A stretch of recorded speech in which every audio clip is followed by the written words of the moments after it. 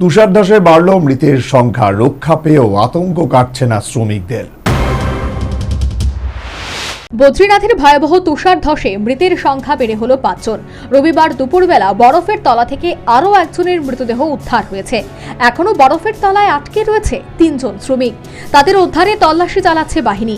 উল্লেখ্য, শুক্রবার দুপুরে আচমকাই ধস নামে বদ্রীনাথ সংলগ্ন মানাপাস এলাকায়। গতকাল ঘটনাস্থলে পৌঁছে গিয়েছিল উত্তরাখণ্ডের মুখ্যমন্ত্রী পুষ্কর সিং ধামি।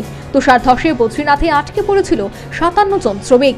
শনিবার দুপুর পর্যন্ত 50 জন শ্রমিককে উদ্ধার করা সম্ভব হয়েছে। তাদের মধ্যে 4 শ্রমিকের মৃত্যু হয়েছে বলে জানিয়েছে ভারতীয় সেনা। প্রত্যেককে একটি বেসরকারি সংস্থার হয়ে কাজ করেন। বর্ডার রোড অর্গানাইজেশন একটি সাইটের কাছে বরফ সরানোর কাজ করছিল তারা। দুর্ঘটনার পরে রাজ্য এবং জাতীয় বিপর্যয় মোকাবেলা বাহিনী প্রথমে উদ্ধার কাজে নামে।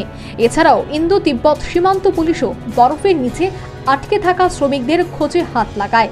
এখনো 3 জন শ্রমিক নিখোঁজ। বরফের তলা থেকে বেঁচে ফিরেও আতঙ্কে ভুগছেন বদ্রীনাথের শ্রমিকরা। বিপিন কুমার নামে এক শ্রমিকের কথায়, একটা সময় মনে হয়েছিল সব শেষ। ক্যাম্পের বাইরে এসে সব দেখে আমি নড়তে পারছিলাম না, চারপাশ অন্ধকার হয়ে গেল। কেউ আবার বলছিল বরফের স্তূপ থেকে দ্বিতীয় জীবন পেয়েছে তারা। আপাতত সকলেই সেনা হাসপাতালে চিকিৎসাধীন। চোট আঘাতের সমস্যা রয়েছে সকলের।